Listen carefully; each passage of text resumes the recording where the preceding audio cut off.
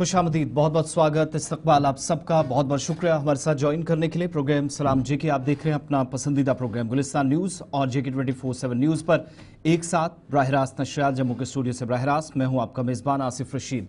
इस प्रोग्राम में हम और आप 10 बजे तक साथ साथ रहेंगे। खबरों, तज्जियों और तबसरों पर मबनी खास प्रोग्राम न सिर्फ मकामी और कौमी सतह के मामलात बल्कि बैनुल-अक़वामी सतह पर और सरहद के उस तरफ हलचल, भारत पाकिस्तान के दरमियान ताअत्तुल और सरहदी सलामती, मौजूदा सियासी सूरत हाल और दीगर कुछ ऐसे बड़े इवेंट्स जो इस प्रोग्राम का हिस्सा हमेशा रहे हैं, आज भी ऐसे ही कुछ मौज़ूआत जो हमारी तरजीहात में शामिल हैं। इन सारे मौज़ूआत पे एक एक करके जाएंगे, लेकिन आपको ये बताना ज़रूरी है कि इस प्रोग्राम में जहां हमें ज्वाइन करेंगे टेलीविजन स्क्रीन पर देखेंगे, मुख्तलिफ सोशल मीडिया प्लेटफॉर्म्स जिनमें यूट्यूब पर इस वक्त आप हमें लाइव देख रहे हैं, फेसबुक पर भी वक्फे वक्फे से नशरियात जारी रहेंगी और इसके अलावा हमारे एक्स पर ऑफिशियल वेबसाइट www.gulistannews.in पर भी आप जाएं और जेके की वेबसाइट पर भी, जहां आप हमें फॉलो भी कर सकते हैं और तहरीरी मवाद भी बआसानी आपके लिए दस्तयाब होगा। तो सबसे पहले आज के दिन के हवाले से बात करेंगे। आज पीर का दिन है, नई सुबह का आगाज हुआ है। अंग्रेजी या ग्रेगोरियन कैलेंडर के मुताबिक जरा आज की तारीख में अहम तरीन वाकयात, बड़ी घटनाएं या इंसिडेंट्स को समझेंगे और उसके बाद सीधा खबरों पर चलेंगे। हिस्ट्री ऑफ द डे से प्रोग्राम का आगाज करेंगे और आज मई की 5वीं तारीख है। कुछ बड़े इवेंट्स जिनमें एक ये कि 1762 में दिन आज ही का था जब रूस और पर्शिया के दरमियान 7 साला जंग मुकम्मल तौर पर ख़त्म करने का फैसला हुआ। उसके बाद फर्स्ट और सेकेंड वर्ल्ड वॉर में दोबारा से रूस ज़रूर सबसे बड़े आप शराकतदार कह लीजिए या सबसे बड़े ममालिक में से एक था, वो शामिल हुआ, लेकिन 1762 में उस वक्त मकामी सतह पर जंग ख़त्म करने का फैसला हुआ। 1912 में आज ही के दिन स्टॉकहोम में 12वें ओलंपिक गेम्स का आगाज़ हुआ। साल 2000 दिन आज का था जब 5 मई को पांचों रिवायती सैयारे सूरज और चांद एक कतार में नजर आए और तारीखी एतबार से आज का दिन या इस एतबार से अहमियत का हामिल। 2002 में फ्रांसीसी सदर याक शिराक दूसरी मुद्दत के लिए दोबारा आज सदर मुंतखब हुए। साल 1945 दिन आज का जब जर्मनी की अफवाज ने नॉर्वे में हथियार डाल दिए और जंग के मुकम्मल खात्मे का ऐलान किया। 2007 में पाकिस्तान के चीफ जस्टिस इफ्तिखार चौधरी का बजरिया जीटी रोड लाहौर की तरफ तारीखी सफर, और ये वो मार्च था जिसके बाद आप ये भी कह सकते हैं कि जनरल परवेज मुशर्रफ, जो एक तरह से डिक्टेटर भी दुनिया भर के अंदर जिनको टैग लगा और पाकिस्तान में सिविल गवर्नमेंट को गिराकर इक़्तिदार में आए, उनके खिलाफ ये मार्च था क्योंकि उन्होंने चीफ जस्टिस और पूरी अदलिया के खिलाफ एक जंग 2006 में छेड़ी थी और उसका नतीजा 2007 और 8 में आया। 1948 में पाकिस्तान और बेल्जियम के दरमियान आज ही के दिन हवाबाजी के शोबे में ताउन के लिए बड़ा मुआहिदा हुआ और आज़ादी के महज कुछ महीनों के बाद पाकिस्तान की तरफ से या भारत पाक तकसीम के बाद ये पहला इस तरह का इकदाम था। 1948 में ही काउंसिल ऑफ यूरोप के क़याम का बाज़ाब्ता ऐलान हुआ। 2017 में आज ही के दिन लीला सेठ दिल्ली हाई कोर्ट में पहली खातून जज हुई, मुकर्रर की गई, जिम्मेदारी संभाली, दिन आज का था। 1952 में पाकिस्तान और सोवियत यूनियन के दरमियान पहला बराह रास्त रेडियो टेलीग्राफिक राब्ता भी हुआ। 1893 में न्यूयॉर्क और स्टॉक एक्सचेंज न्यूयॉर्क के अंदर स्टॉक एक्सचेंज क्रैश कर गई और अमरीकी मालियाती मंडी को साथ बाजारी का शिकार हुई, ज़बरदस्त क्राइसिस में चली गई और उसके बाद कई मरतबा इस तरह के धचकों से और गुजरे, लेकिन आज भी नुकसान हुआ था। और 1818 में मारूफ जर्मन सियासी फलसफी कार्ल मार्क्स प्रोशिया के अंदर पैदा हुए। आज उनकी अदबी खिदमात को याद किया जा रहा। तो हिस्ट्री ऑफ द डे में ये चंद बड़ी बातें और अहम तरीन मालूमात आपके सामने फॉर्मेट के मुताबिक रखी हैं। इसके बाद सीधा खबरों पर चलेंगे। प्रोग्राम में मेरे साथ एग्जीक्यूटिव एडिटर इशफाक गौहर मौजूद हैं। इब्तिदा प्रोग्राम की लाइन ऑफ कंट्रोल या सरहदी सलामती की खबरों के साथ। Over to Ishfaq. बहुत बहुत शुक्रिया आसिफ, बहुत शुक्रिया आप सबका हमारे साथ ज्वाइन करने के लिए। खबरों के सफर में सबसे पहले भारत और पाकिस्तान की कशीदगी के हवाले से गुफ्तगू करते हैं, क्योंकि भारत और पाकिस्तान की कशीदगी हर गुजरते दिन के साथ बढ़ रही है और आज 11वां दिन है जब मुसलसल पाकिस्तान की तरफ से कई सेक्टर्स के अंदर लाइन ऑफ कंट्रोल के कई इलाकों के अंदर फायरिंग की गई है। बिला इश्तियाल फायरिंग की वारदातें हुई हैं और ये इतलात और खबर सामने आई है।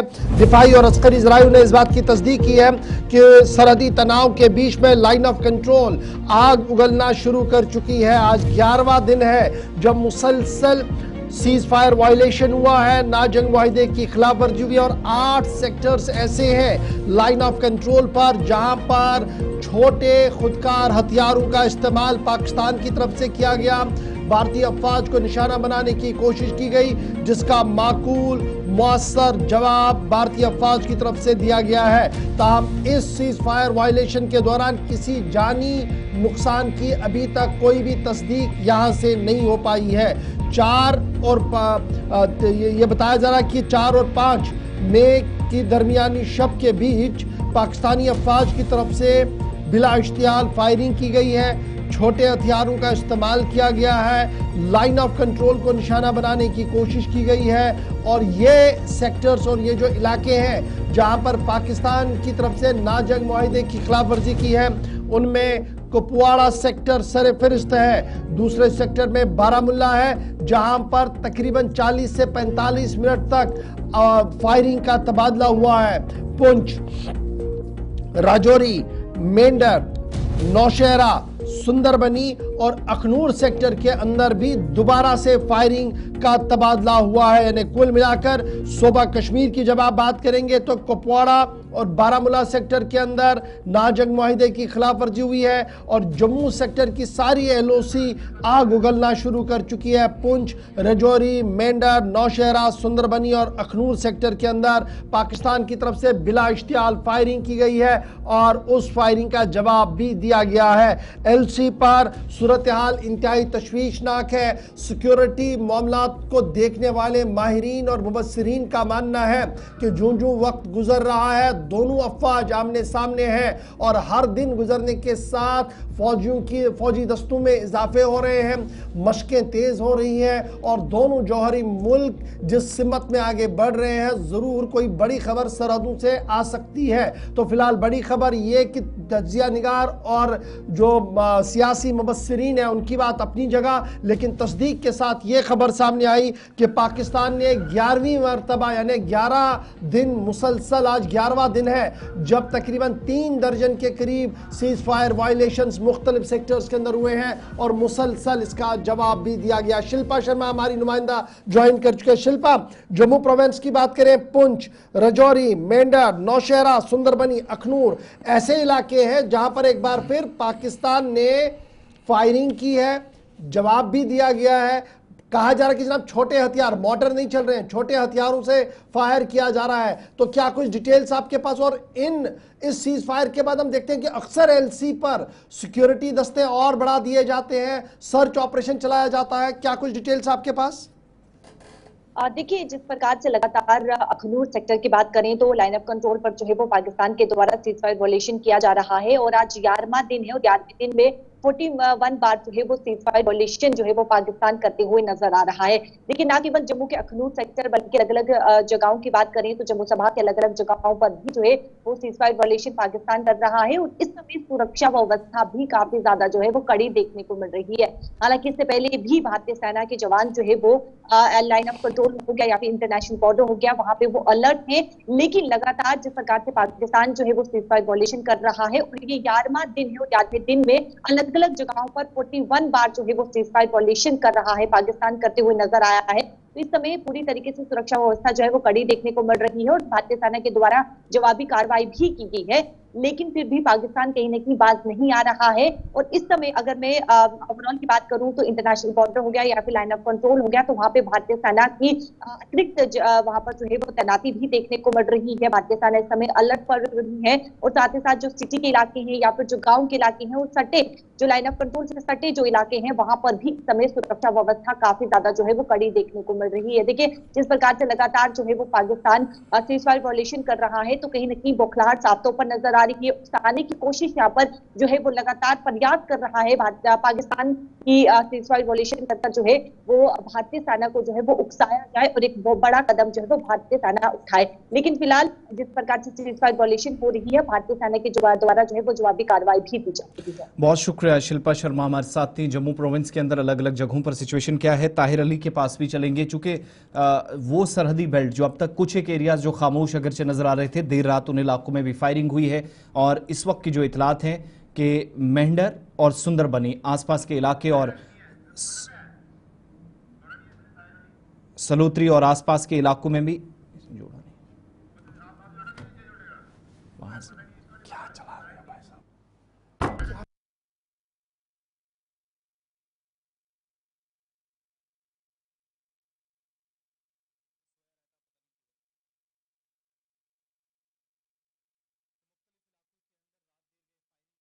अलग अलग मकामात की तस्वीरें शुमाली कश्मीर के मुख्तलिफ अजला की, इंक्लूडिंग उड़ी, बारामुल्ला, जहां पर पिछले 7-8 दिनों में काफ़ी तनाव देखा गया है।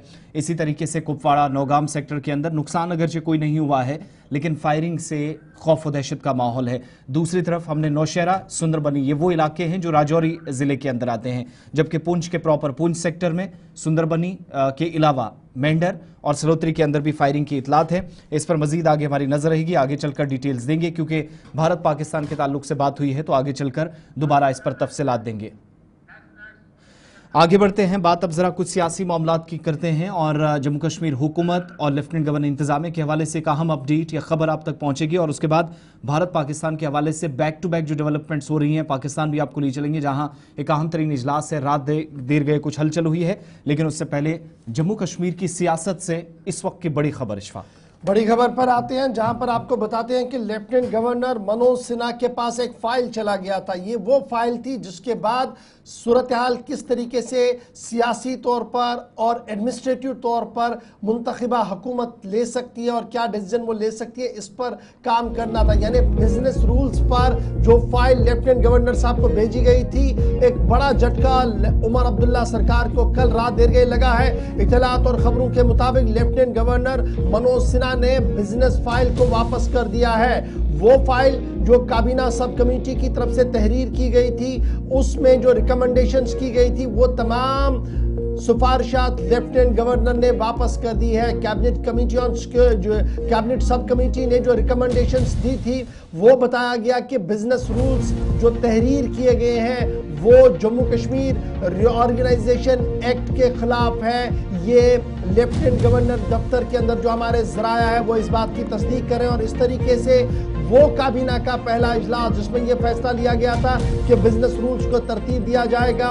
बिजनेस रूल्स बनाने के लिए काबीनी कमेटी बनाई गई थी और उस काबीनी कमेटी ने अपना रिपोर्ट वजीर आला को सौंपा, जिसके बाद वो file lieutenant governor Manoj Sinha साहब के पास चली गई और लेफ्टिनेंट गवर्नर मनोज सिन्हा ने तमाम अवराक को पलटने के बाद फाइल को वापस कर दिया है। इत्तलात और खबरों के मुताबिक ये पहला झटका जो है वो लेफ्टिनेंट गवर्नर साहब की तरफ से दिया गया है और ये साफ कर दिया गया कि फाइल दरअसल उन बुनियादी लवाजमात की खिलाफ वर्जी है जो रीऑर्गेनाइजेशन एक्ट के अंदर बना दी गई है। लीगल एक्सपर्ट्स का मानना है कि जो रिकमेंडेशंस काबीना सब कमेटी की तरफ से, कैबिनेट सब कमेटी की तरफ से दी गई थी, वो जनाब रेस्टोरेशन ऑफ स्टेटहुड इनडायरेक्टली था। यानी जो रियासत के अंदर इख्तियारात वजीर आला को होते हैं, काबीना को होते हैं, रियासत को होते हैं, बिना स्टेटहुड को रेस्टोर किए हुए वो तमाम इख्तियारात मांगने की कोशिश थी, जिसके बाद लेफ्टिनेंट गवर्नर के दफ्तर ने जब इस फाइल को खंगाला, वरक दर वरक पढ़ा तो वापस फाइल कर दिया और यह साफ कर दिया कि आप 5 अगस्त सन 2019 के रीऑर्गेनाइजेशन एक्ट को पढ़िए। उसके बाद वजारत दाखिला ने जो एक और हुक्मनामा जारी किया जिसमें मुंतखबा हुकूमत के पास क्या इख्तियारात रहेंगे, लेफ्टिनेंट गवर्नर के पास क्या इख्तियारात रहेंगे, उनके दायरे में रहकर आप अपनी बात को रखेंगे तो फाइल को आगे बढ़ाया जा सकता है। याद रखिएगा, उमर अब्दुल्ला वाली हुकूमत ने सन 2024 में काबीना कमेटी तश्कील दी थी जिसमें deputy chief minister Surinder Singh Chaudhary साहब थे, जावेद राना साहब को जगह दी गई थी और सकीना यत्तू साहिबा को यह काम सौंपा गया था कि वो ड्राफ्ट बिजनेस रूल्स तरतीब दे। काबीना कमेटी ने अपना बिजनेस रूल्स तरतीब दिया और यह साफ किया कि chief minister, council of ministers और एडमिनिस्ट्रेटिव हेड्स के पास कितने इख्तियारात होने चाहिए थे। बराह रास्त अगरचे रियासती दर्जा बहाल नहीं हुआ है, लेकिन रियासती दर्जे के अंदर जो इख्तियारात काबीना को, वजीर आला को, रियासती चीफ सेक्रेटरी को, लेफ्टिनेंट गवर्नर को होते हैं, गवर्नर हाउस को होते हैं, उन्हीं इख्तियारात को देने की मांग काबीना सब कमेटी की तरफ से की गई थी, जिसे फिलहाल वापस कर दिया गया है। और काबीना सब कमेटी ने रीऑर्गेनाइजेशन एक्ट बिजनेस रूल्स के हवाले से ये साफ कर दिया था कि वजीर आला को भी उस तरीके के इख्तियारात हो जहां पर IAS और IPS अफसरों के तबादलों का मामला हो, या फिर इसी तरीके से लॉ पार्लियामेंट्री अफेयर्स के अंदर जो अहम तरीन मामला है उस पर भी वजीर आला की बराह रास्त मुदाखलत को यकीनी बनाना हो। और फिर यह भी साफ कर दिया गया था कि बिजनेस मैटर्स में भी कुछ चीज़ें ऐसी हैं जो बड़ा इंपॉर्टेंट है, यानी बिना कुछ कहे भी जिनमें all India service anti corruption bureau और दीगर मामला थे वो सीधे से असेंबली के ताबे करने की बात कही गई थी। फर्दर ये भी कहा गया कि 42A जो transaction of business rule Jammu Kashmir reorganisation act 2019 है, जिसे 2024 में वजारत दाखिला ने जारी किया है, जिसमें department of law, justice and parliamentary affairs को हर प्रपोजल सबमिट करना है। अपॉइंटमेंट ऑफ एडवोकेट जनरल की बात करें या दीगर मामलात की बात करें तो उस पर भी एक नया रूल लेने की कोशिश की गई थी, जिसे फाइनली वापस कर दिया गया। तो इस तरीके से जो ट्रांजैक्शन ऑफ बिजनेस रूल्स की फाइल थी वो बिना अप्रूव हुए वापस आई है, और जो मांग डिप्टी कमिश्नर्स, एग्जीक्यूटिव मजिस्ट्रेट्स और दीगर मामलात में तबादलों और तकर्रुनियों के हवाले से बात कही गई थी वो मिन फाइल वापस आई। इस फाइल के अंदर चीफ सेक्रेटरी साहब के भी इख्तियारात को बहुत कम करने की बात कही गई थी। फाइनली जो ड्राफ्ट बनाया गया था वो ये था कि बिना मांगे स्टेटहुड के तमाम इख्तियारात मिले। लेफ्टिनेंट गवर्नर की टीम ने फाइल को परखा और रात देर गए ये फैसला लिया कि फाइल को वापस किया जाए, और ये पहला बराह रास्त झटका जो है वो लग चुका है उमर अब्दुल्ला की हुकूमत को कि बिजनेस रूल्स उस तरीके से तरतीब दें जो वजारत दाखिला ने 5 अगस्त 2019 और उसके बाद रूल 42A जो 2024 में जारी किए गए थे उनको ताबिया रखकर बनाया जाए, तो एलजी ऑफिस और लेफ्टिनेंट गवर्नर इन तमाम मामलात को देख सकता। तो अब देखना होगा कि आज पूरे दिन इस पूरे मामले पर रिएक्शंस भी क्या होगी, लेकिन फिलहाल बड़ा सेटबैक उमर अब्दुल्ला गवर्नमेंट को कि बिजनेस रूल जो तरतीब दिए गए थे काबीना सब कमेटी की तरफ से, जो वजीर आला उमर अब्दुल्ला ने भी पढ़े थे और उन्हें उम्मीद थी कि शायद बीच का रास्ता लिया जाएगा, लेकिन एलजी हुकूमत की तरफ से वो तमाम फाइल जो है बिना अप्रूवल के वापस कर दी गई है। अभी तक की अहम और बड़ी खबर जो सामने आ चुकी है। एक और अहम और बड़े मामले की बात करते हैं। भारत पाकिस्तान के बीच आबी तनाव चल रहा है और इंडस वाटर ट्रीटी पर वजारत दाखिला, वजारत दिफा, वजारत खारजा और वजीर आज़म दफ्तर ने जब मीटिंग की तो फैसला लिया कि हम इसको सस्पेंड करते हैं, यानी उस ट्रीटी को, उस मुआहदे को हम नहीं मानेंगे। उन तमाम शिकों को जो तहरीर की गई है और अपने तरीके से आप पानी को इस्तेमाल करेंगे, और पानी को न सिर्फ इस्तेमाल करेंगे बल्कि जिस तरीके से चाहे, जहां पर चाहे, इसको रोक भी सकते हैं। और कल से लगातार ये खबरें सामने आ रही थी कि मुख्तलिफ गेट्स को बंद कर दिया गया, जो जमीनी सूरत हाल भी सही दिख रही थी। यानी सिंतास आबी मुआहिदा का मामला, बगलियार डैम से कल पानी पूरे दिन रोक लिया गया था, और इसी तरीके की इतलात ये भी आ रही है कि किशनगंगा और दीगर मामलात पे भी इसी तरीके का मौक़िफ़ इख्तियार किया गया था। लेकिन जो पानी पिछले 12-13 घंटों से रोक दिया गया था, अब इतलात ये है कि आज सुबह एक बार फिर उस गेट को हल्का ही सही लेकिन खोल दिया गया है, क्योंकि डैम के अंदर ओवरफ्लो हो रहा था, और अब उसको देखते हुए पानी का बहाव अगरचे 100% रोकने की पहले कोशिश की गई, अब 10-12% खोल दिया गया है। यानी जो पानी बराह रास्त पाकिस्तान जाता था उस बहाव में काफी ज्यादा कमी है। तस्वीरें कल की भी है जहां पर आप देख सकते हैं बिल्कुल भी पानी नहीं है, और आज सुबह की भी है जहां पर आप देख सकते हैं कि जो गेट 1 खोला गया वहां पर किस तरीके से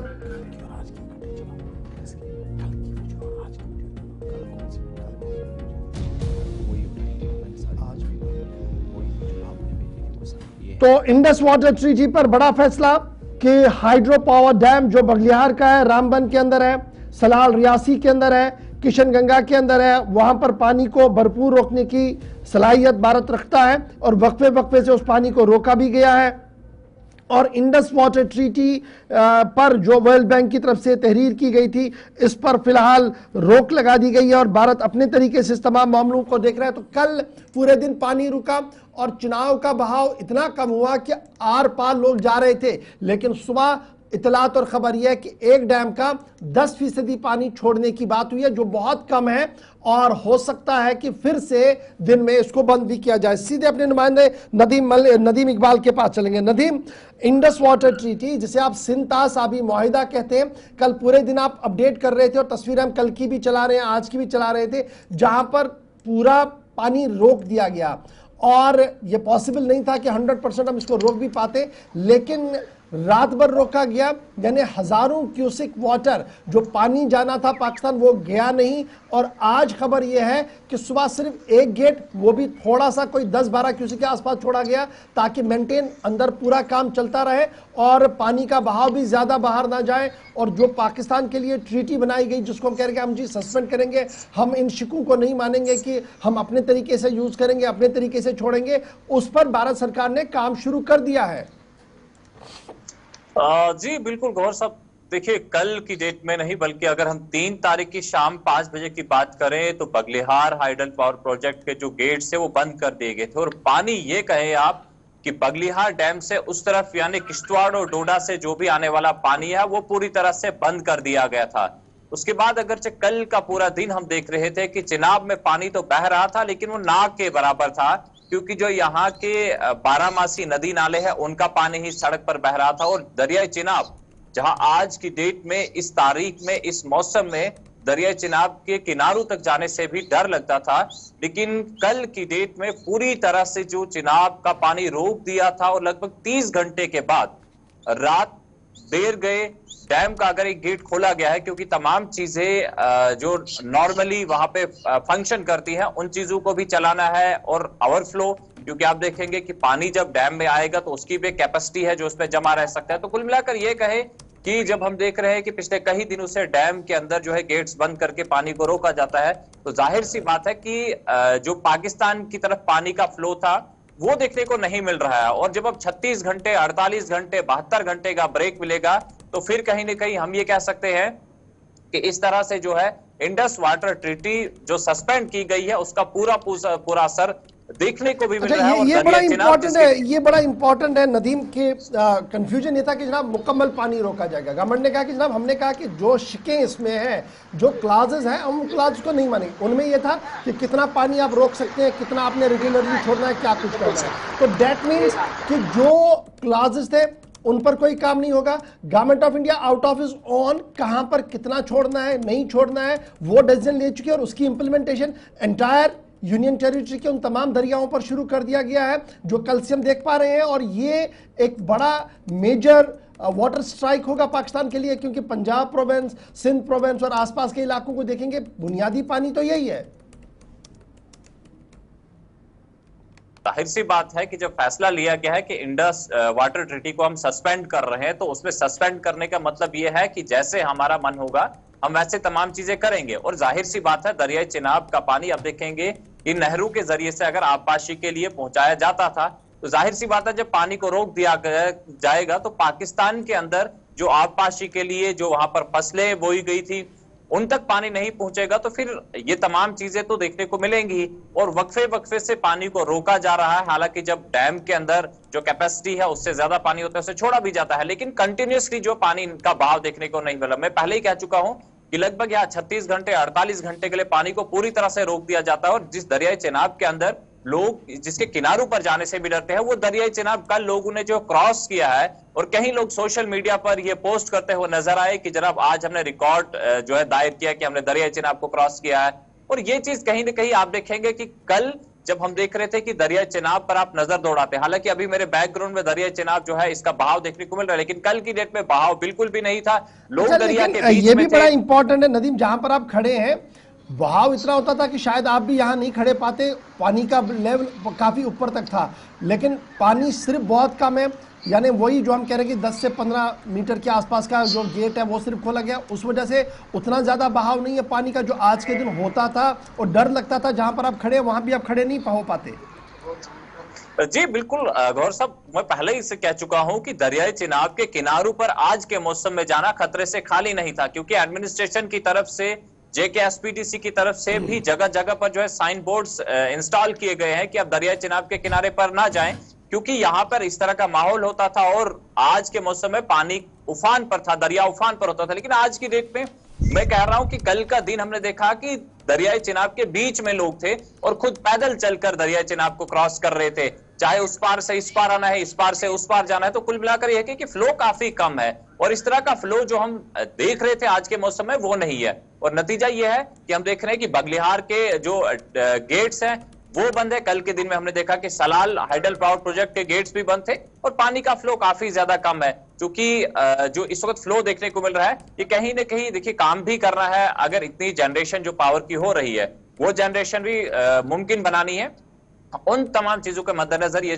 जो है गेट अगरचे तो वहां पे बहुत खोले शुक्रिया भी गए हैं, नदीम हमारे साथ लेकिन ज्वाइन करने के लिए। बड़ा एक डेवलपमेंट है जी, जो हम लगातार आपको बता रहे थे कि इंडस वाटर अथॉरिटी को सस्पेंड किया गया है। अब ये सस्पेंड करने के बाद सारे लोग बता रहे कि जनाब पानी रोक दिया जाएगा, पानी का बहाव नहीं जाएगा। That was not possible. Government ने भी टैक्टफुली इस पूरी चीज को दिया था कि हमें जितना पानी चाहिए वो हम रोकेंगे, हमें जिस दिन चाहिए उस दिन गेट भी खोल देंगे। और जब अब गेट खुलेंगे बहाव चुनाव में बढ़ेगा और पानी पानी पाकिस्तान होगा। लास्ट टाइम एक छोटी सी झलक वो देखी है कि किस तरीके से इस पानी को वाटर बॉम्ब के तौर पर भी यूज किया गया था। बहरहाल वो कहानियां तो अलग है। फिलहाल बड़ी बात ये कि 72 घंटे से ज्यादा वक्त हो गया था, गेट्स बंद थे, एक आधा गेट आज खोल दिया गया, थोड़ा सा बहाव बढ़ रहा है पानी का। लेकिन इंडस वाटर ट्रीटी पर क्या इस तरीके से पहले मुमकिन था?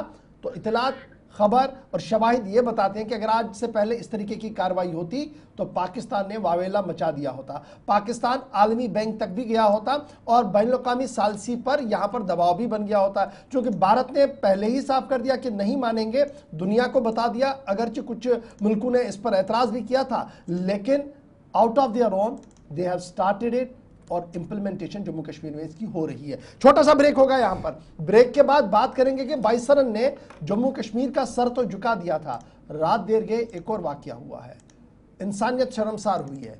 मामला क्या है उस पर गुफ्तगू करेंगे। आगे बढ़ेंगे तो हुकूमत ने एक डेडलाइन दी थी, वो डेडलाइन तो खत्म हुई, लेकिन अफसरों से कौन पूछेगा, जवाबदेही कौन करेगा, यह भी बड़ा मामला है। कुलगाम भी आपको लिए चलेंगे जहां पर आपको ताज़ा तरीन इतलात से आपको रूबरू करवाएंगे और कुछ दीगर मामलात भी हैं जहां पर हम आपको अपडेट करेंगे। एक छोटा सा ब्रेक, ब्रेक के उस पार खबरों का सफर रहेगा जारी।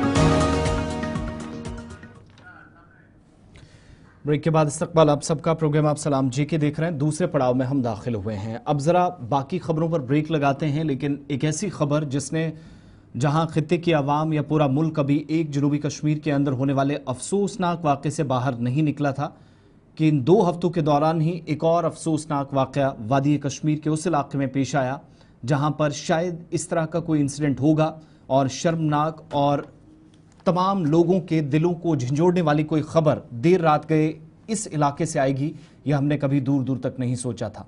वादी कश्मीर में उस खूबसूरत सरजमीन पर जहां मोहब्बत, अमन और भाईचारे का पैगाम दिया जाता था, इंसानियत और उखुवत का पैगाम दिया जाता था, वहां एक खाना बदोश खातून के जिनसी ज्यादती के शिकार होने और कत्ल की खबर ने इस वक्त पूरे खित्ते के अंदर शदीद तशवीश की लहर इस वक्त कायम कर दी है।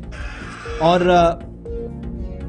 अभी तक की इतलात के मुताबिक कि उन 4 दरिंदों को भी पुलिस हुकाम की जानिब से गिरफ्तार कर लिया गया है जिन्होंने इस अफसोसनाक वाक़े को वादी कश्मीर में श्रीनगर शहर के एक करीबी इलाके में अंजाम दिया।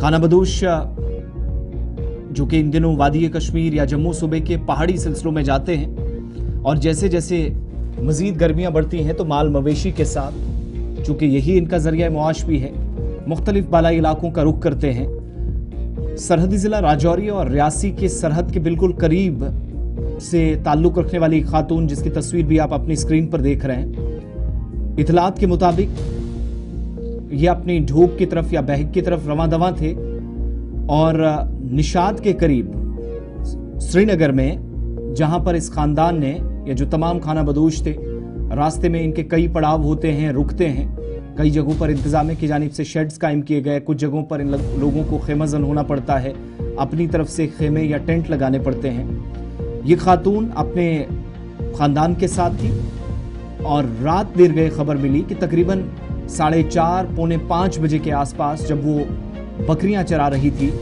काम में मसरूफ थी, इसी दौरान 4 लोगों ने उसे अपनी हैवानियत का शिकार बनाया और बाद में जाकर जब मजीद तहकीकात हुई, हमने भी रिसर्च की, पता चला कि इस खातून की मौके पर ही मौत हो चुकी थी। अस्पताल लाते हुए इसको मुर्दा ज़रूर करार दिया गया, लेकिन असल में जो हालत थी, और जो ख़ानदानी ज़राए से भी बात हुई जिनने इस बात की तस्दीक की कि दरिंदगी की एक मिसाल ये भी थी कि इस खातून की आंखें तक निकाली गई थी। अब सच्चाई क्या है, ये पोस्टमार्टम रिपोर्ट या पुलिस मजीद अब इस पर कोई लबकुशाई करेगी तो कुछ कहा जा सकेगा, लेकिन ये खातून जो अपने कबीले के साथ अपनी मंजिल की तरफ रवाना थी, ये सफ़र उसकी ज़िंदगी का आखिरी सफ़र निशात श्रीनगर में साबित हुआ। इंसानियत, कश्मीरियत दोनों कल दफन दोबारा से हो गए हैं। 22 रन के बाद, मैंने पहले ही कहा था कि 22 रन के बाद ये मेरी नज़र में सबसे बहुत ही बड़ा वाक़या है। और मेरी इस पूरी रिसर्च में शायद पिछले 20-25 सालों में ये पहला इस तरीके का इज्तिमाई इंसिडेंट हुआ हो कश्मीर के अंदर। अगरचे पुलिस ने रात की कार्रवाई की है, गिरफ्तारियां भी हुई हैं, लेकिन बड़ा सवाल ये है कि कहा जा रहा कि नशे की लत में या नशे में थे नौजवान जिन्होंने ये हवा की बेटी की इज्जत तार तार की। न सिर्फ बिन्ते हवा को तार तार किया, बल्कि इसे मौत की आगोश में सुला दिया। अब सवाल ये है कि आखिर ऐसा हुआ क्यों? अब सवाल ये भी है कि क्या खामोशी से इसको देखा जाए, और सवाल ये भी है कि आवाज बुलंद करने के बाद हुकूमती इदारों पर कितनी बड़ी जिम्मेदारी है। क्योंकि आज एक बहन, एक बेटी, एक मां हवस का शिकार बनी है, और अगर इस पर आवाज ना उठी तो कल ये दस्तक हमारे घरों तक भी पहुंच सकती है। क्यों? शराब, ड्रग्स, जो हम लगातार कह रहे थे कि कश्मीर उड़ता जम्मू कश्मीर बन चुका है, उसकी एक छोटी सी झलक कल हमने देखी जब हवा की बेटी की इज्जत तार तार हुई और उसे नींद की आगोश में सुला दिया गया। उम्मीद है कि सिविल सोसाइटी, आइमा और सियासत के बिना इस पर काम हो, अमली इक़दाम उठाए जाए और देखा जाए कि आइंदा इस तरीके की वारदातें ना हो, इज्जत नफस किसी की पामाल ना हो। इसके लिए हिकमत अमली के तहत काम किया जाए, तरतीब दिया जाए, और लेटेस्ट होप्स हो कि आज अमली तौर, बयानों के बगैर अमली तौर पर कोई कदम भी इस पर उठाया जाए। तो चलिए जी, ये तो थी वो खबर, अल्फाजों में समेटना इसको काफ़ी मुश्किल, लेकिन बात हुकूमती इदारों की भी करते हैं जो ये कहते हैं कि जनाब जवाबदेही का अमल तेज किया गया है, हर एक को जवाबदेह बनाया जा रहा है। लेकिन इतलात और खबर ये है, कमेटी बनाई, जिस कमेटी को यह काम सौंपा गया कि आप पता लगाएं कि जो पैसा भेजा गया, यह पैसा इस काम पर खर्च क्यों नहीं हुआ। अगर काम पर खर्च नहीं किया गया, कहीं और लगा, तो किसके कहने पर यह लगा, यानी डाइवर्शन ऑफ फंड्स की कहानी है ये। और यह मामला उस अजीम बिल्डिंग का है जहां पर कानून बनते हैं, जहां पर मेंबरान असेंबली हर दिन अपना दिन गुजारते हैं, बहस करते हैं, मुबाहिसा करते हैं और कानूनों को तश्कील देने की कोशिश करते हैं। उस ऐवान असेंबली जम्मू को बनाने का मामला है, पिछले कई सालों से मुसलसल सुर्खियों के अंदर है। लेकिन अब जब construction of legislative complex Jammu की हम बात करते हैं, तो कमेटी बनाई गई जिसको ये काम सौंपा गया कि आप हमें एक रिपोर्ट दें कि आखिर पैसा आया गया कहां, खर्च कितना हुआ, डाइवर्ट कितना हुआ, किसके कहने पर हुआ। और डाइवर्जन ऑफ फंड्स जो कॉम्प्लेक्स, लेजिस्लेटिव कॉम्प्लेक्स के लिए दिए गए थे, ये किसके कहने पर हुए। R&B ने एडमिनिस्ट्रेटिव अप्रूवल दिया, काम शुरू हो गया। फाइनली 19 नवंबर सन 2024 को मौजूदा स्पीकर अब्दुर्रहीम राथर साहब ने फिजिकली इस पूरे मामले का मुआयना लिया, इस कॉम्प्लेक्स का मुआयना किया, फाइनेंशियल प्रोग्रेस को जानने की कोशिश की, एग्जीक्यूटिव अफसरों के साथ इस प्रोजेक्ट पर तबादला ख्याल किया। और उसके बाद चूंकि यह मामला JKPCC के पास था, अब JKPCC रहा नहीं, R&B के पास चला गया, तो यह कहा गया कि जनाब इंट्रीम एक कमेटी बनाकर एक रिपोर्ट सबमिट कराई जाए। इंक्वायरी की बात हुई और यह ऑर्डर निकाला गया, ऑर्डर नंबर 79 PW R&B 11/2025 को, जिसके तहत एक कमेटी कॉन्स्टिट्यूट करने की बात कही गई और उन्हें यह काम सारा सौंपा गया। वक्त दिया गया था 10 से 15 दिन, यानी 10 दिन के अंदर अंदर ये काम सौंपना था। 11 मार्च के बाद 21 मार्च तक ये आना था। 21 मार्च का वक्त भी गया, लेकिन रिपोर्ट कहां पर है?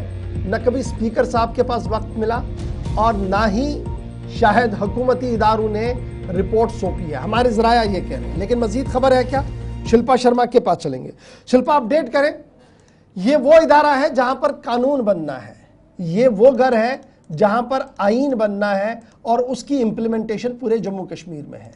पिछले कई सालों से जम्मू का एक कॉम्प्लेक्स बन रहा है। अगर कानून नाफिज करने वाले इदारे, कानून बनाने वाले इदारे आपस में तालमेल ना कर पाए तो अवाम का तो हाल बेहाल है ही, तो मजीद बेहाल होना है, क्योंकि अकाउंटेबिलिटी, जवाबदेही होगी नहीं। 10 दिन की रिपोर्ट आई नहीं, हमारी रिपोर्ट ये बता रही है। आपके पास ग्राउंड जीरो से क्या कुछ खबर है?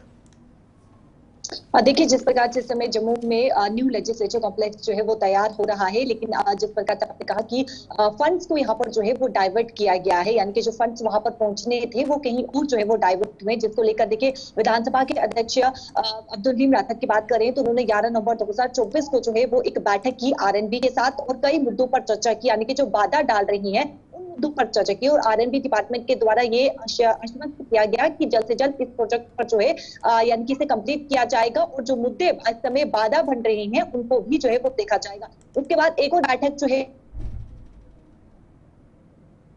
जी पर चर्चा हुई और कई एक्शन भी यहाँ पर जो है वो लिए गए, जिस प्रकार से जेकेपीसीसी के दोषी अधिकारियों के खिलाफ जो है वो आवश्यक कार्रवाई के लिए दर्जन के मुद्दे की जांच करने का जो है वो यहाँ पे निर्णय लिया गया। उसके बाद 11 मार्च 2025 को एक कमेटी गठित की गई और इस कमेटी को जो है वो 10 दिन के भीतर, यानी कि जिस प्रकार आपने कहा कि मार्च जो है 21 मार्च 2025 को जो है रिपोर्ट सबमिट करने के लिए 10 दिन का समय दिया गया कि 10 दिन के भीतर जो है बताया जाए कि कहाँ पे ये फंड्स जो है वो डाइवर्ट हुए हैं, कहाँ के लिए फंड्स जो है इस्तेमाल हुए। लेकिन आप देखिए कि 10 दिन जो समय दिया गया था उससे भी ज्यादा समय हो चुका है। मार्च 21 2025 वो समय था, इस समय को जो है वो रिपोर्ट का सबमिट करना था, लेकिन अभी तक रिपोर्ट सबमिट नहीं हुई। जो सोर्सेस बता रही है कि समिति ने यानी कि कमेटी ने जो है वो विशेष गहन चर्चा इस पर की है और कई डॉक्यूमेंट्स को एनालाइज भी किया है, लेकिन अभी तक जो अंतिम निर्णय है यानी कि जो अंतिम रिपोर्ट एक तैयार करनी थी, अभी तक वो रिपोर्ट को जो है वो तैयार नहीं हुई है और अभी तक ये पता नहीं चल पाया है कि जो फंड्स डाइवर्ट हुए हैं वो कहाँ के लिए फंड्स गए हैं, किसके लिए जो है वो फंड्स इस्तेमाल हुए हैं।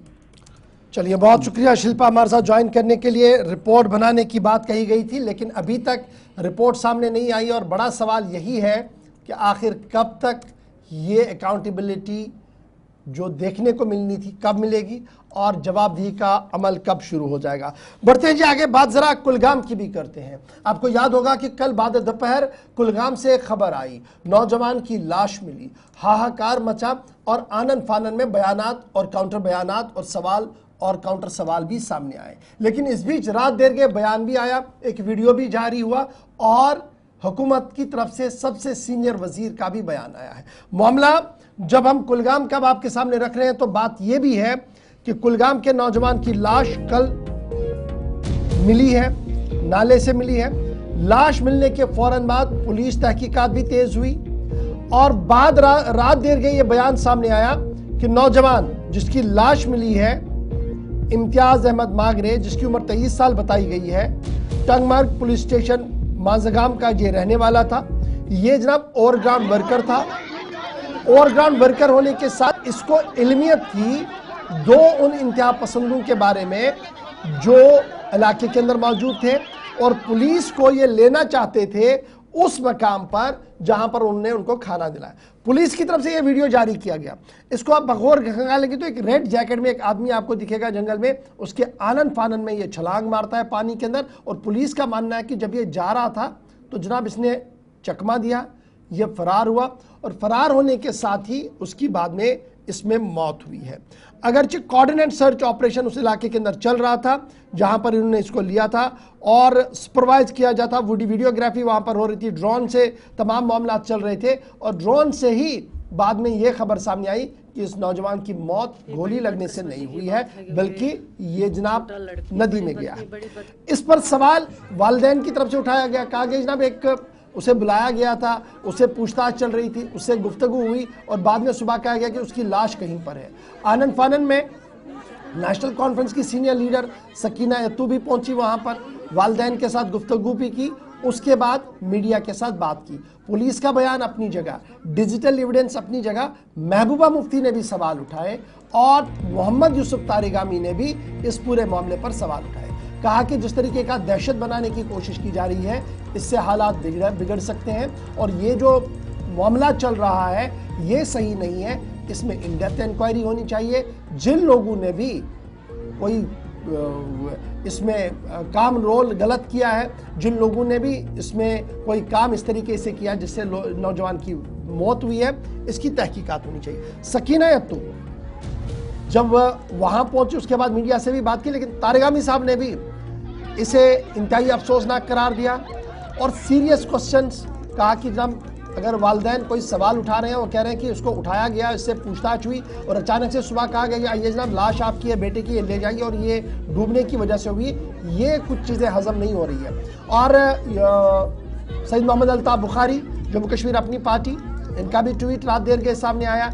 इन्होंने भी OGWs और दीगर चीज़ों पर अपनी बात रखी है और साथ कहा है कि जनाब ये जो मिस्टीरियस डेथ हुई है इसकी इन डेप्थ इंक्वायरी होनी चाहिए ताकि असल हकाइक सामने आ सके। आगा सैयद रुल्ला मेहदी की जानिब से भी एक पोस्ट किया गया, बल्कि उनकी तरफ से बयान जारी किया गया था, एक बयान जारी किया एक खत के जरिए, जिसमें उन्होंने कहा कि गैर जानिबदाराना तहकीकात होनी चाहिए और पहलगाम हमले के बाद तहकीकात के नाम पर कोई आम लोग या मकामी नौजवान तंग तलब ना किए जाएं, वालिदैन पर तशद्दुद, फिर इस तरीके से नौजवानों पर अगर ये सही इल्ज़ामात हैं तो गहराई से इनकी जांच के बाद फिर उसके बाद कार्रवाई का भी मुतालबा किया जा रहा है। अच्छा जी, सकीना जो जरा फटाफट से सुन लेते। पुलिस की हमने बात आपको बता दी, उनका मानना कि जनाब फरार हुआ, OGW था और उसको सारी कहानी पता थी।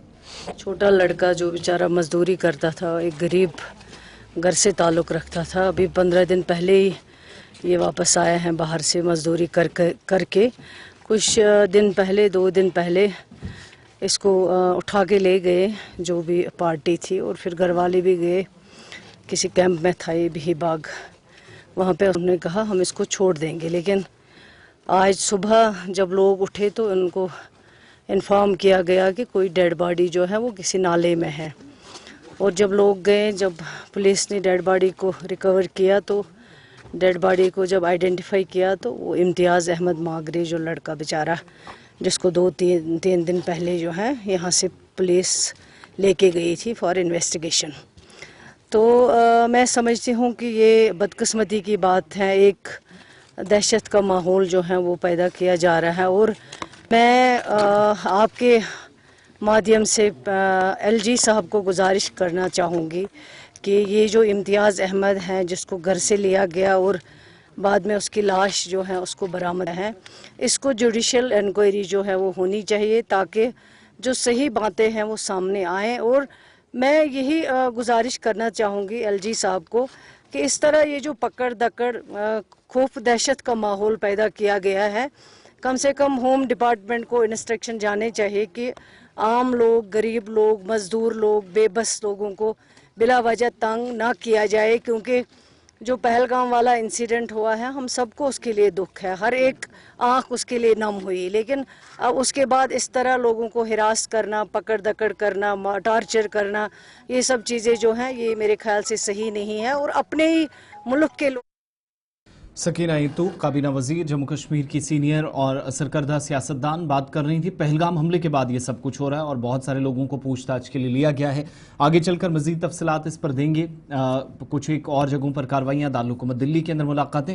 एक छोटा सा ब्रेक यहाँ पर लेंगे, ब्रेक के उस पार वापस लौटेंगे। पहलगाम हमले के तनाजुर में जो तहकीकाती अमल है वो कहाँ तक पहुंचा, भारत पाकिस्तान के दरमियान कशीदगी के बीच सिफारती सतह पर दुनिया भर से राब्ते और कई ममालिक भारत पाकिस्तान के दरमियान इस आग को बुझाने की कोशिशें इस वक्त कर रहे हैं। मुकम्मल तफसीलात ब्रेक के उस पार हमारे साथ ज्वाइन कीजिए।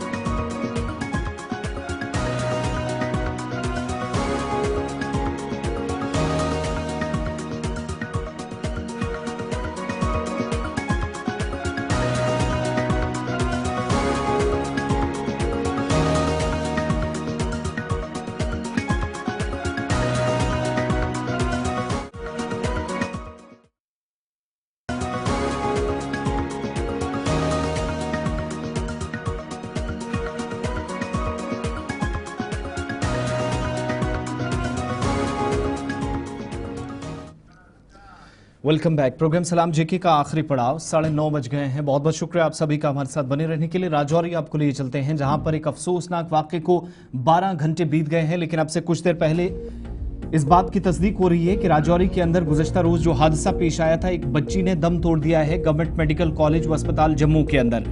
राजौरी का डन्नी धार कप्पाखा इलाका है।